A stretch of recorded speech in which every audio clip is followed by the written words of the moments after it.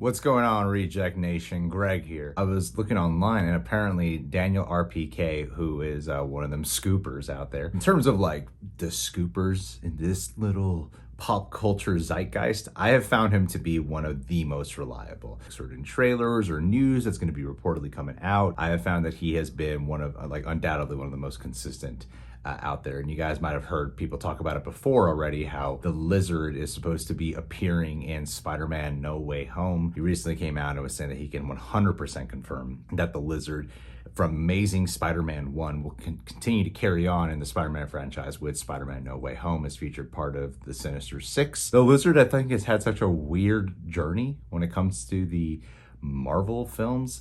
You know, you had Dylan Baker in the Raimi films, who it sounded like Sam Raimi didn't even really care, or like a lot of us were under the impression that eventually he would become, Curt Connors would become the Lizard. But I don't think Sam Raimi actually had official plans to do that, or was really dead set or committed to doing that. And then he comes into the Amazing Spider-Man 1. A lot of people were kind of let down by it. And, you know, hearing this news, it got me excited. I think the actor who plays him, if I'm going off memory here, Rhys Ifans, I believe is his name. I might be just saying it wrong.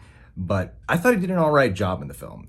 And if you follow any of the behind the scenes on The Amazing Spider-Man 1, so many of his richly nuanced scenes were just eliminated from the movie. Matter of fact, one of the channels that I adore, a channel called High Top Films, who has had his controversial takes on the Tom Holland Spider-Man movies. In terms of video essays, I don't agree with him on a lot of them. However, he's still my favorite video essay YouTube channel. I love everything he's got to say. I always respect the way he formulates his opinions. He did a video essay on The Amazing Spider-Man 1 that I watched like a year ago or something like that. I don't remember when. But he has a pretty great breakdown of that movie. And it really did shine even more of a light on, man, they really cut down a lot on what would have made a very powerful, compelling, nuanced performance villain in The Amazing Spider-Man. One part of me is like, oh, you know, I'm excited that he gets to come back. If it is Rhys Ifans being able to do the role, I imagine they're going to give him a different character design. From everything we've been hearing, and especially with the way how they are changing the aesthetic of some of these people, like you have Jamie Foxx, who's undoubtedly coming back as Electro, who's going to have a different design in this movie. There's like versions of this where I feel like the movie will make it more clear if they are directly from those franchises or not. I imagine they are. And I feel like with the Lizard, they'd probably give him a redesign, because I'm hearing Electro, Green Goblin will have a redesign.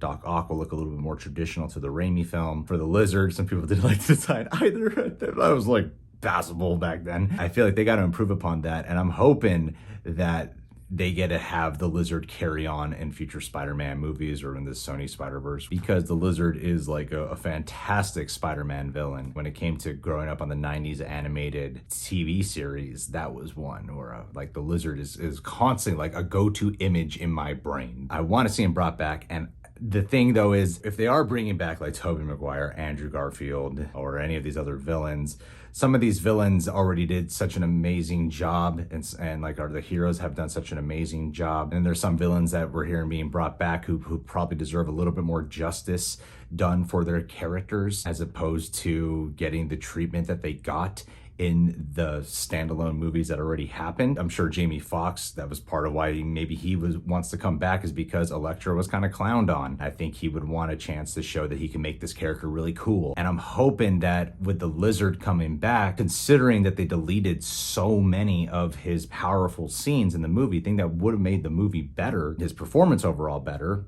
if he does come back, I am hoping that there's something in there that will make it feel very rewarding and cathartic for that character to return to the Spider-Man franchise, especially if you're plucking him out of The Amazing Spider-Man 1. I don't know, I just kind of had like a big stream of consciousness thought process on this that was flowing out of my brain when I read the news that Daniel RPK was able to confirm this. Like I said, I really believe the guy. Just curious, what do you guys think? Does it excite you at all that the Lizard's coming back? Is this something you don't even care about? What would you want from this? Is there anything about the redesign? Would you want Rhys Ifans? I don't know if I'm saying it right. Would you want him to come back to reprise the role specifically? Leave your thoughts down below. Curious to hear what you got to say.